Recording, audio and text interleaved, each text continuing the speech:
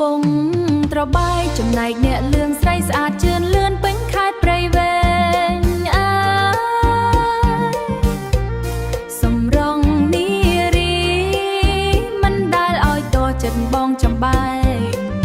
អ្នកព្រៃវែងអើយជាដែនដីមីនៃមីងស្នេហ៍ស្ន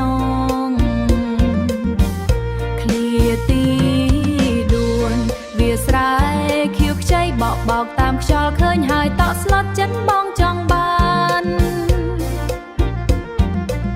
ស្រីស្អាតស្រមៅភូមិក្រៀមបជាកល្យានរូបស្រស់ចង់ចូលស្ដីដណ្ដឹងដល់ឋានភូមិផងរបងជាមួយឃ្លាទី